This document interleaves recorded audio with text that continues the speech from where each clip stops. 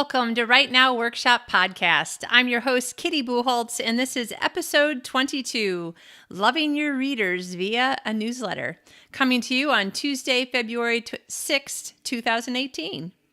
Now, if you're watching on YouTube, you'll have to let me know what you think, if you have any preference at all for how I do the video portion of the podcast, because I keep trying to think of ways to make things new, interesting, better. And I have to say that there's a certain amount of, holy cow, my face takes up the entire screen sometimes that I'm just like, whoa, that's just too weird. So today I have backed up a little bit. You can see a little bit of my shirt Run Happy that I got at my half marathon that I did a couple of weeks ago. And yeah, that's it about the video portion. And if there's anything ever about the podcast in audio or video that you're like, oh, I have a question. Can you give us an interview with somebody who can talk about this or anything at all? Let me know, because this is for you. I'm not doing it just to hear myself speak, no matter what my husband seems to think. So let me know how I can make this a better experience for you. Now, one of the things that I thought might be helpful, because it comes up a lot when I'm teaching a class or talking to other writers, or pretty much anytime I'm with writers and we're talking about readers, is how can you let your readers know what's going on? And I always say a newsletter, and a lot of times the next thing that comes up is, but that sounds hard or time consuming, or I don't know what to say. Mostly, I don't know what to say. Well, it's almost Valentine's Day, so this week and next week, I'm going to be talking to you about how you can show the love to your readers. And because it's Valentine's Day, it is a really good time for you to do something interesting or fun or nice for your readers. Particularly works well if you write romance, which is one of the genres that I write. So I'll be doing some fun, interesting things with my readers, and I'll tell you more about them next week. But in general, your readers are just regular people like anyone else. They just want to know that you know they're there, they exist, you're appreciating them, and that you're glad that they like your books. So there's lots of things that you could do. You know how they say out of sight is out of mind? Well, that's part of what a newsletter is going to help you with. You don't want to be out of your reader's mind for too long. You want them to remember, oh, this is the author that has that book series that I really like. When is their next book coming out?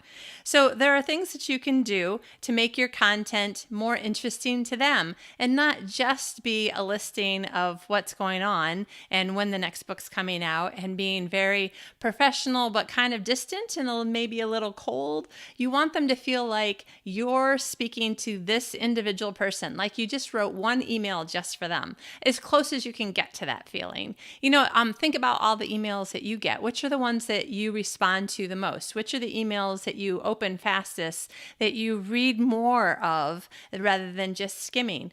Now, everybody has a different personality, so what you like might not be the same as what half or most or all or some of your readers like. We're all different, but think about what you like, and it'll help you to decide how you want to approach doing a newsletter for your readers. Mostly, you want them to know that you appreciate them, and the content in this newsletter is going to be of interest to them because you're trying to make it of interest to them. Now, of course, you need to let them know, like, I just started the new novel that you wanted me to write, or I'm halfway through and oh my gosh, I'm banging my head against a wall. I mean, they think these things are interesting. You think these things are interesting, right? When your favorite author tells you something, or you're watching the behind the scenes DVD scenes, extras, bloopers. There's so many fun things that you could do. Just think about the things that you think are fun, and see what of that you could add to your newsletter. So for instance, these are some of the things that I've added to my newsletter. Sometimes I will offer a free ebook to everyone. Now, it might be a full-length book, or it might be a short story, but it's only to the people on my newsletter list. So I'm making them feel special.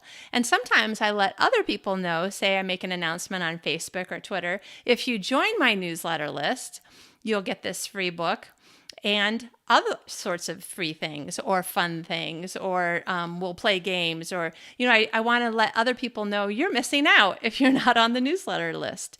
Now, if you're wondering, how would I do that? I can't make my book free and then everybody would know it's free. Well, if you use a fabulous website called BookFunnel, and I'll put a link to it in the show notes, you can give a link that's just privately to this book that you're making free only to your newsletter subscribers. You can also use BookFunnel for beta readers and advanced reader copies, art copies. There's all sorts of fabulous things that you can do with BookFunnel, and they're doing some more new things. So I'm going to see if I can get one of those guys to come on the show and talk to you about them. And it is incredibly inexpensive.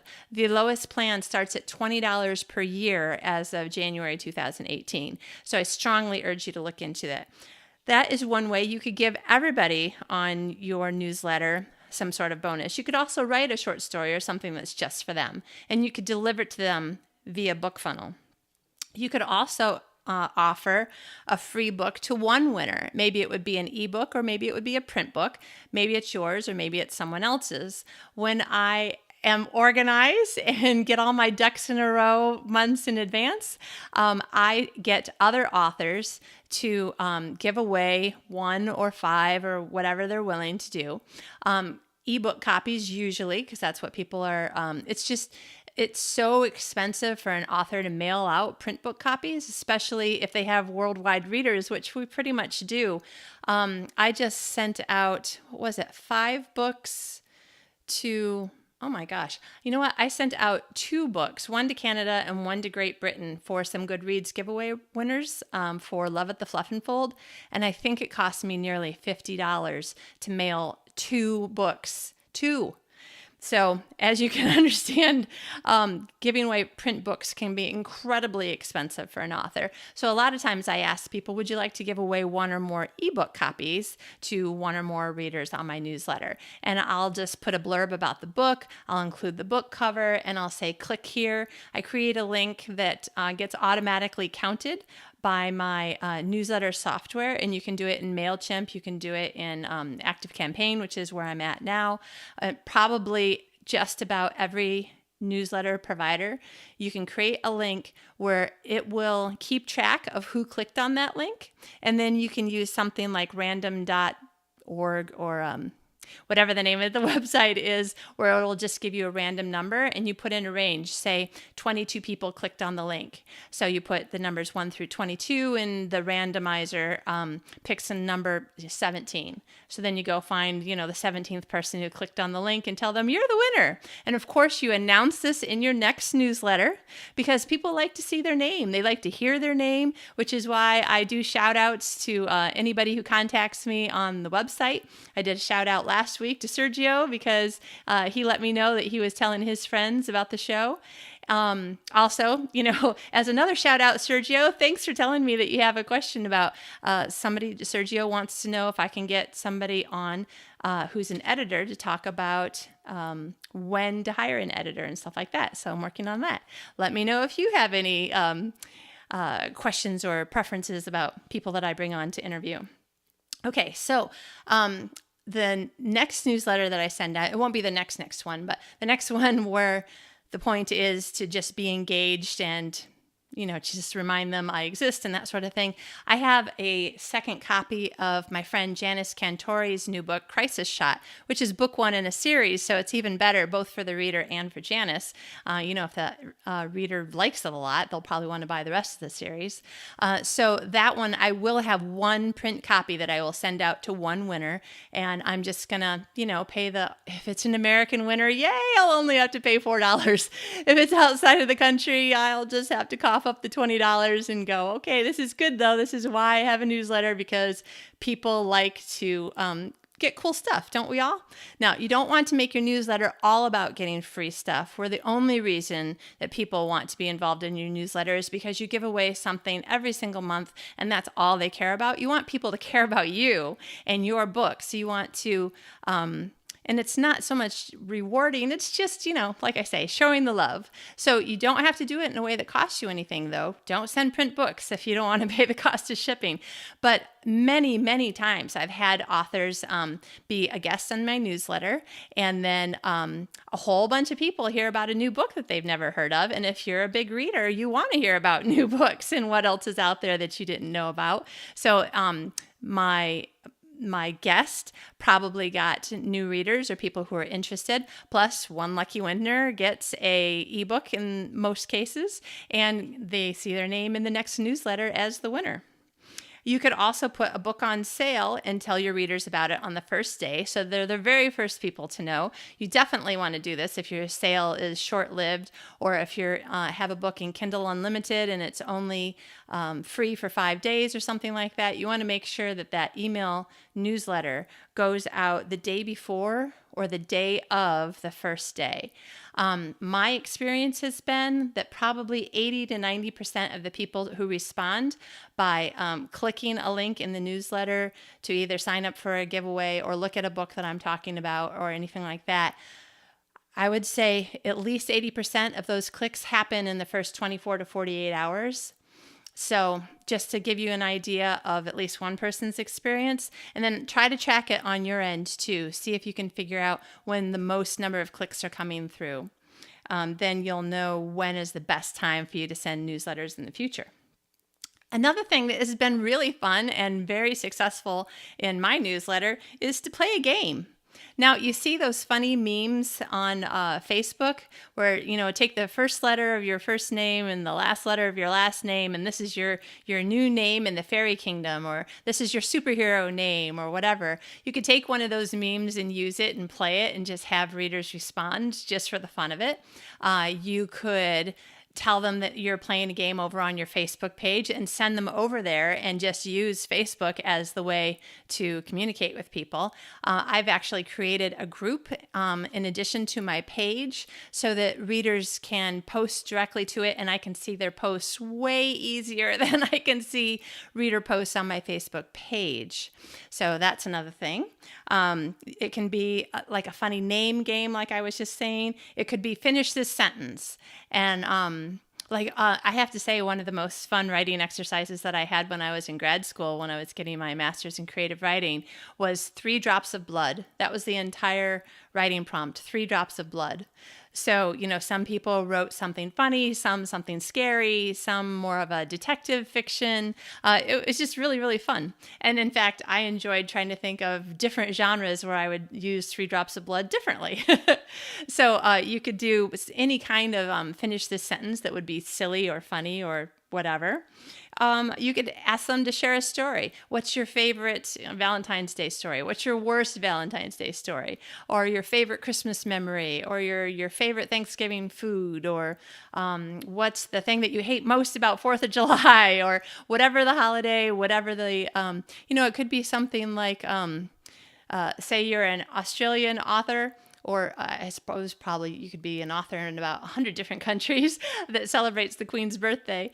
And you could say, okay, today is the Queen's birthday celebrated day. I want to say June 26th or something. Somebody will have to tell me if I remembered that correctly off the top of my head. Or they just had Australia Day, which I think might have been January 26th. Anyway, you could say, so here in Australia Day, we do this, this, and this.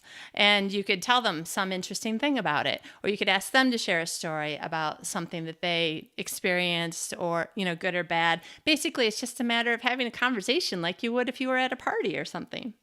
Okay, then the other thing that I've done to great effect is ask them what they're reading. Readers love to talk about what they're reading. You and I love to talk about what we're reading. I can't tell you what I'm reading right now because I'm judging the Read-A contest. So I'm reading 6 books that I can't put on Goodreads either. I'm like, oh, my Goodreads reading challenge looks like I'm not reading at all, but I just can't post the books there right now. So ask people what they're reading. I have been looking for an easy way for me to not have to collect the information out of each individual email reply and then retype it back into a newsletter. But there could be all sorts of things you could do. You could, and this is an idea I just thought of and I think I'll use myself. You could say, what are you reading? Click here to post it in the Facebook group so that we can all see. And then you don't have to reply to 100 or 10 or however many emails. You don't have to cut and paste, which is what I would do, from the emails into the newsletter. So you can say, Jackie K is reading this and Mark M is reading that. you can actually start the discussions in the Facebook group that you do want to have there in the first place. So actually, I'm thinking that's a really good idea.